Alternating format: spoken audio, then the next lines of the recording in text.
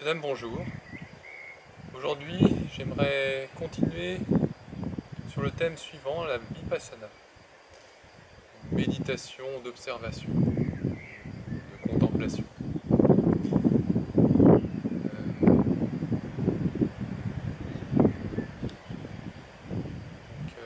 Messieurs, dames, nous avons vu dans la précédente vidéo, si vous ne l'avez pas vue, je vous invite à voir cette vidéo ici,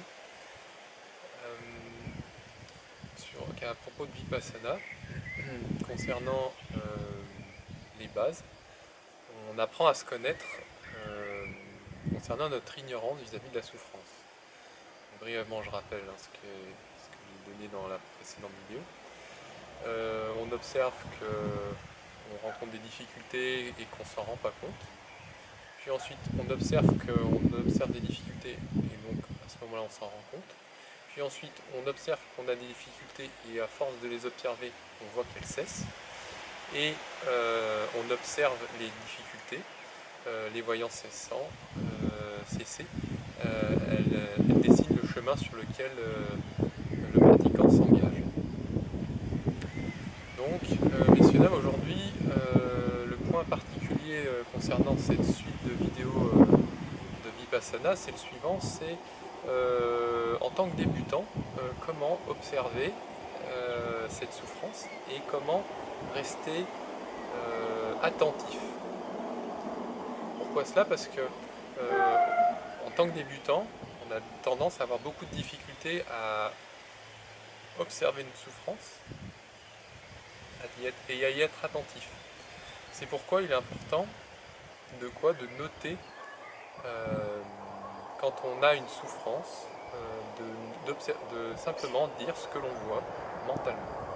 Donc admettons, on prend un exemple tout simple, au début on se pose en méditation, on observe le souffle au bord du nez, tout simplement, intérieurement, on note, j'observe le souffle au bord de mon nez, tout simplement. Ce que l'on observe, on le note mentalement. Et ce pour chaque action que l'on rencontre quand on est en vipassana, ou en méditation, ou en observation. Voilà. Messieurs, dames, quel point il est important de faire en tant que débutant pour être attentif et ainsi reconnaître au mieux la souffrance que l'on rencontre au moment où on la rencontre. Donc, messieurs, dames, entendez ceci, ce n'est pas nécessairement de la souffrance. Je donne le mot souffrance pour ce que l'on rencontre intérieurement, mais quand on respire, c'est simplement, on respire, tout simplement.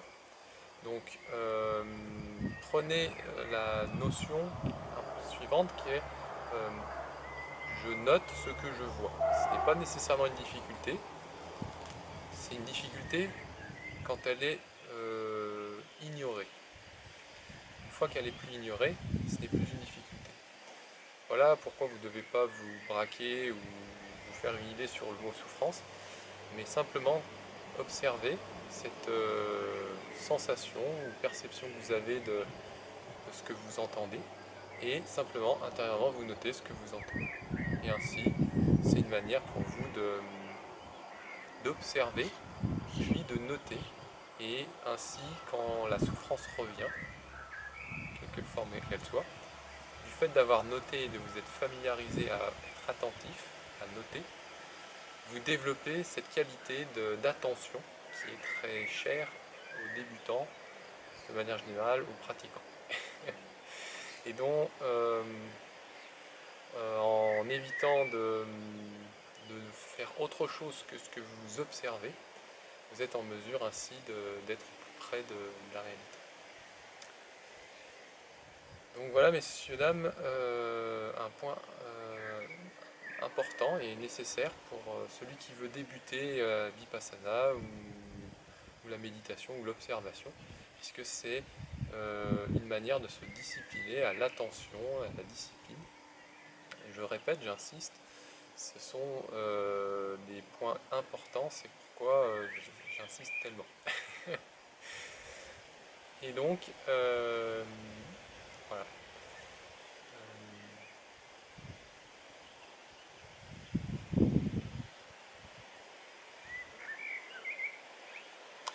Un autre point important pour le débutant, messieurs dames, c'est le suivant. Mesdames, lorsque vous êtes le débutant qui débutait en Vipassana, ou en méditation, ou en observation, il est important pour vous de voir 4 domaines dans lesquels il est possible de porter son attention. Ce sont les suivants: le domaine physique, le domaine des sensations, le domaine des pensées et le domaine des phénomènes. Voilà quels sont les 4 domaines dans lesquels, en tant que débutant, vous êtes en mesure d'investiguer ou d'observer lorsque vous êtes en méditation ou en vipassana ou en observation. Et quelles sont les particularités de chacun de ces domaines? Messieurs, dames, ce sont les suivantes. Le débutant, lorsqu'il commence dans le domaine des actions physiques, dans le domaine physique, il observe le contact du corps avec le sol, que ce soit les fesses, les jambes, ou toute partie au contact avec le matériel. Il est en mesure de noter cette observation suivante: le corps est en contact avec la matière.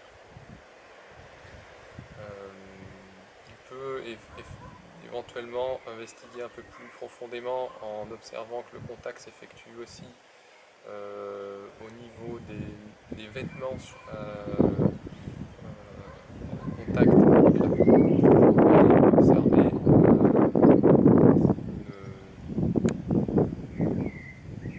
une sensation qui va en découler du fait de ce contact.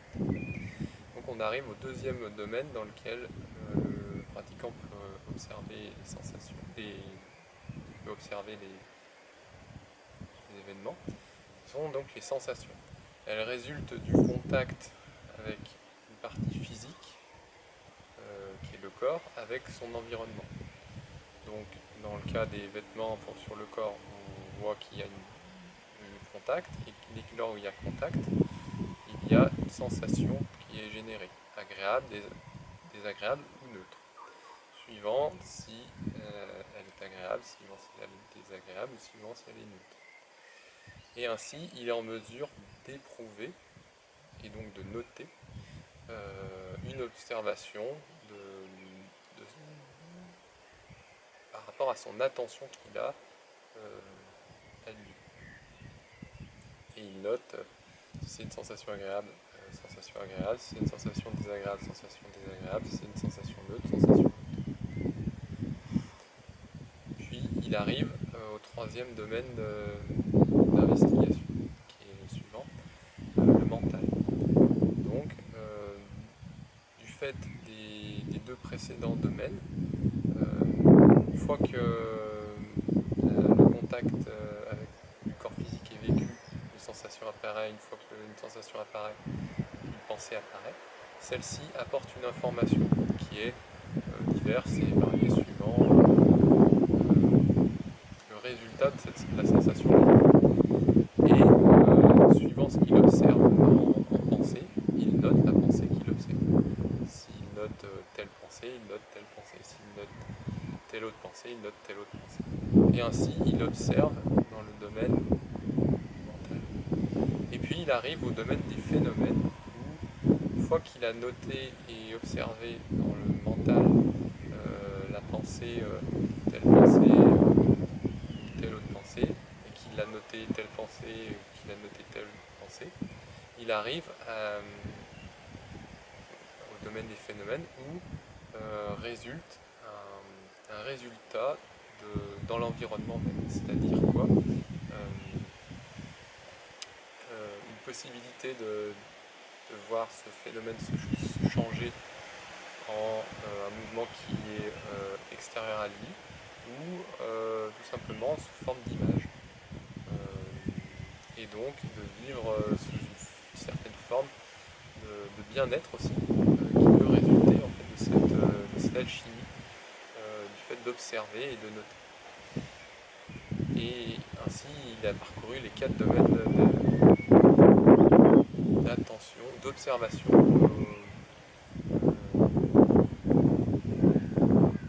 aux événements. Donc voilà, messieurs, dames, ce que le débutant est en mesure d'observer dans 4 domaines et dans lesquels il est important pour lui de rester attentif, de développer son attention, et en notant, c'est une bonne manière d'investiguer, et en connaissant dans les domaines dans lesquels s'exprime ce qu'il observe, c'est une manière également pour lui de classifier, de noter, de ranger des événements qu'il rencontre suivant leur nature.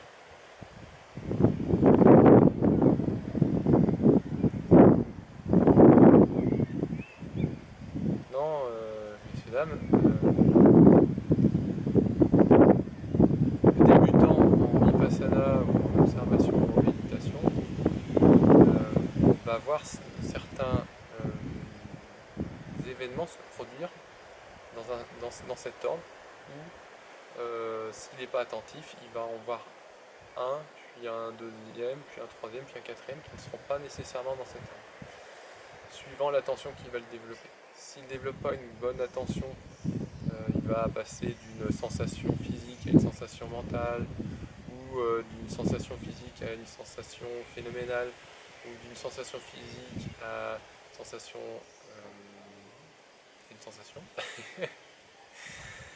Effectivement, quand on n'est pas attentif, on ne passe pas à la sensation ensuite.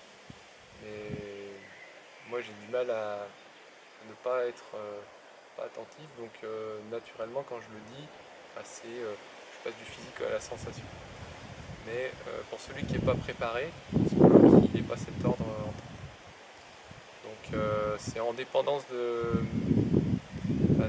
cette discipline à noter et à être attentif que le débutant va être en mesure ensuite d'être un peu plus expérimenté. Et ainsi ne plus être distrait ou parasité par des sensations qui ne seraient pas de l'ordre des sensations si elles doivent être des sensations. Tout comme après les sensations, le mental, et après le mental, les phénomènes. Donc j'invite aux pratiquants, aux débutants, d'être attentifs et surtout de répéter sans cesse cette action de noter et d'observer, en notant et en observant, il acquiert cette discipline qui est d'être attentif à ce qu'il observe. Et c'est ainsi qu'il met progressivement fin aux zones d'ignorance qu'il a de lui et se rapproche de la connaissance de lui en tant qu'individu doté d'une conscience et ayant toutes les caractéristiques de vivre sa pleine incarnation. Ouais, messieurs, dames, pour ce qui concerne comment noter, dans quel domaine on note et quel est l'intérêt de noter dans les domaines cités. Maintenant, pour ce qui est du contrôle des sens, messieurs, dames, le débutant doit nécessairement, pour se connaître, restreindre ses sens. Pourquoi cela?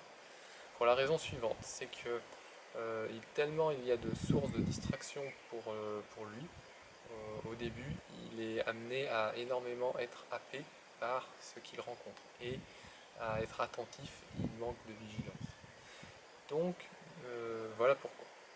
Et comment il fait pour restreindre ses sens? Eh bien, c'est là, le débutant, lorsqu'il s'adonne à Vipassana ou à la méditation ou à l'observation, il évite de créer des contacts visuels avec son environnement, il restreint ses activités au minimum vital et par cette restriction des sens, ainsi, il est en mesure d'être moins distrait par son environnement. Et ainsi, il peut permettre à sa personne de mieux se connaître, d'éprouver ce qu'il a en lui comme très précieux. Et dont, s'il est distrait et s'il ne restreint pas ses sens, il n'est pas en mesure d'aller assez profondément pour développer son attention et sa vigilance. Donc, voilà, messieurs, dames, dans lequel importance il est pour le débutant de restreindre ses sens et de limiter ses activités au minimum vital.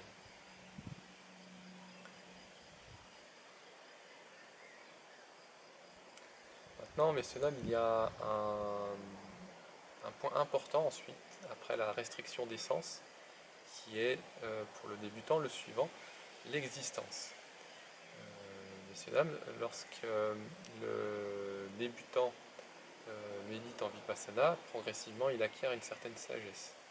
Et à force d'observer et de noter, il est en mesure progressivement de mettre fin à certaines obstructions ou ignorances qu'il a de lui du passé, et dont, du fait d'être discipliné et attentif à ce qu'il observe présentement, il voit certaines souffrances revenir, ou ignorances revenir, mais il n'en est plus affecté de la même manière. Du fait d'en être, pourquoi cela? Parce que du fait d'être familier avec cette souffrance, lorsqu'elle lui revient, elle revient sous forme d'une expérience qu'il connaît déjà. Et c'est cette étape dont je mentionne maintenant, qui est de voir ce cycle de l'existence. Une souffrance ou une ignorance, lorsqu'elle apparaît,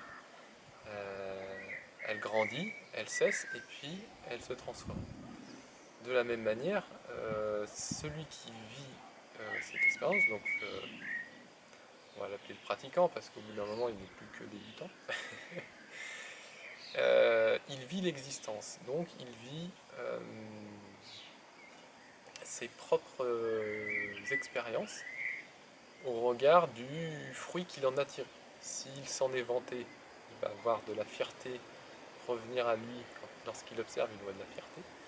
S'il s'est blâmé lorsqu'il observe ce qu'il a vécu, il voit qu'il s'est blâmé. Ou alors s'il s'est ni vanté ni blâmé de ce qu'il a observé, et qu'il a vraiment observé, simplement observé, dans ce cas, il ne voit rien de spécial apparaître. Et c'est ce point important qu'il est à comprendre, c'est lorsqu'on observe des sensations, celles-ci nous provoquent une certaine agréabilité ou désagréabilité ou neutralité. Et il en résulte le fruit. Le fruit dont je viens de mentionner, suivant les trois catégories. Et il est important de comprendre que c'est une manière encore d'observer ce que l'on a observé déjà précédemment.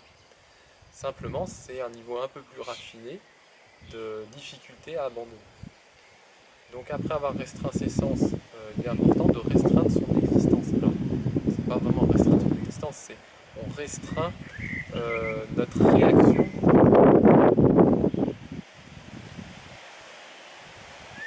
vis-à-vis de ce que l'on a déjà vécu. De manière à quoi? De manière à ne plus générer de nouveau le cycle de l'existence, qui est donc cette deuxième étape. Et donc, en observant, une fois qu'on est discipliné comme le pratiquant étant discipliné, il acquiert ensuite une phase où il doit développer, après sa discipline, sa maîtrise. Et cette maîtrise, il va être en fait confronté à lui-même vis-à-vis de ses souffrances. Alors, c'est l'ignorance. En fait, ce sont simplement des expériences ou des observations qu'il fait de ce qu'il observe et qui lui reviennent. Un peu comme un guerrier qui combattrait contre son ombre. Et dont bon, s'il veut gagner, il doit se vaincre lui-même. Donc l'existence, c'est de ce propos.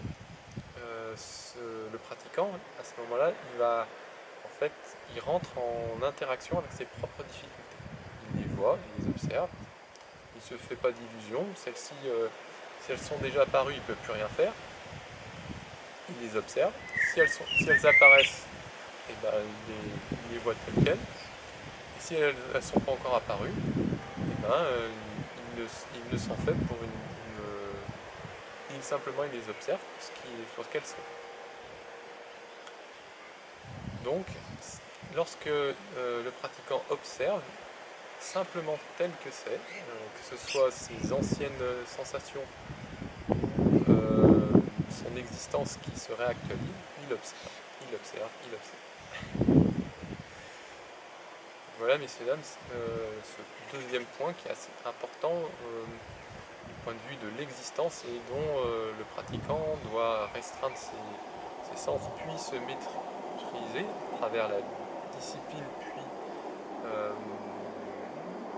la maîtrise, pour que justement les sensations, lorsqu'elles se transforment en existence, une fois transformées en existence, la discipline aidant, la maîtrise, elle, va aider à faire en sorte de contrôler cette existence qui est le propre du pratiquant, que de la maintenir en lui tel un joyau précieux, le roi qui aurait de très grands trésors. Et enfin, la troisième étape, messieurs dames, pour le pratiquant qui s'aguerrit au fil de ses expériences. On pourrait presque dire ensuite que c'est peut-être le sage. En étant arrivé à cette troisième étape qui est de demeurer présent, observateur des phénomènes se déroulant en le pratiquant. Le pratiquant développe ainsi un état ou un stade dans lequel il reste attentif, vigilant, maîtrisé, sage, à ne faire qu'observer ce qu'il voit. Et ce faisant, en lui, se développe une certaine quiétude, facilité, bien-être, joie, bonheur, extase et ravissement. Donc il est important pour lui, dont il est important pour lui de rester, de demeurer avec. Simplement, cet état est tellement magnifique qu'il amène à une certaine exaltation ou exaltation de lui, et dont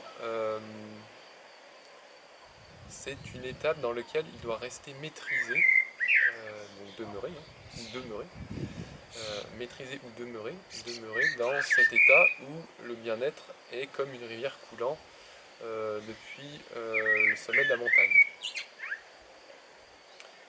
et dont le poisson remonte le cours d'eau.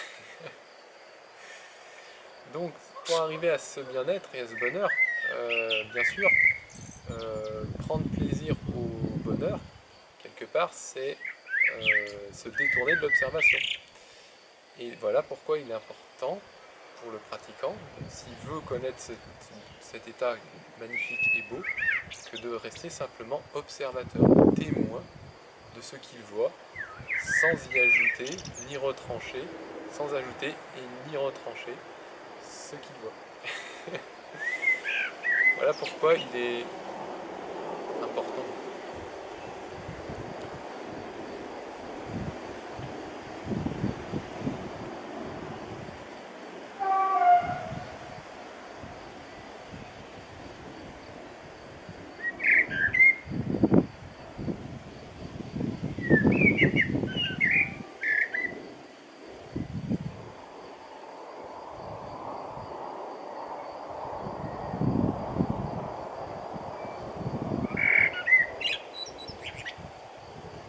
Messieurs, dames,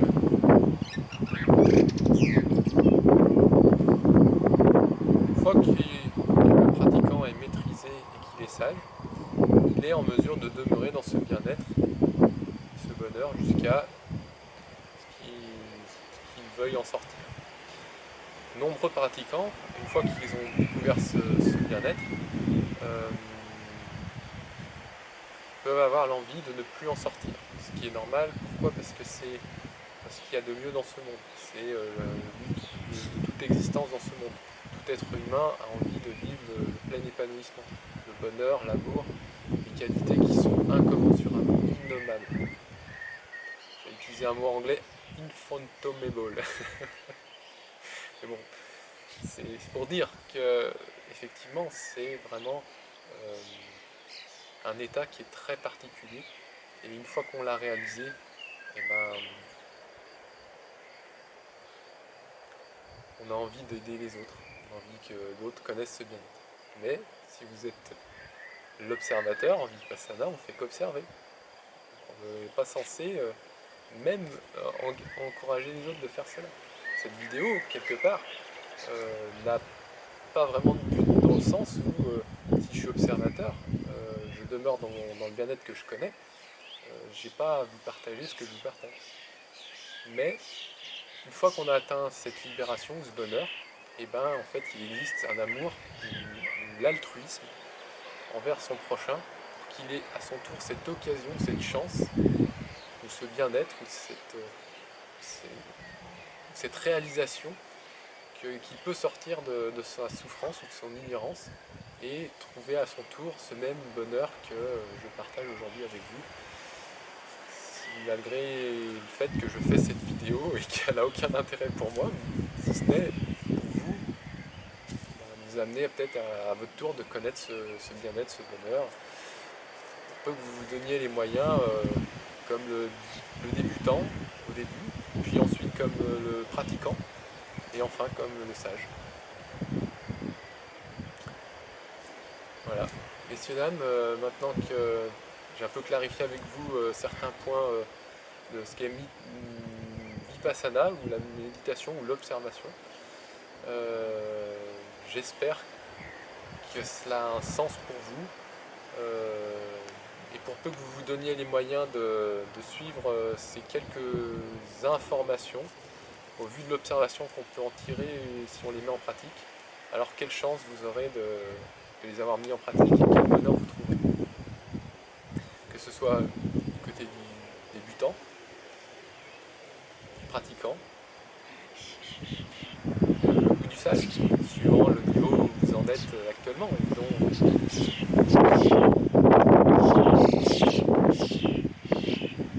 prétendez naturellement atteindre.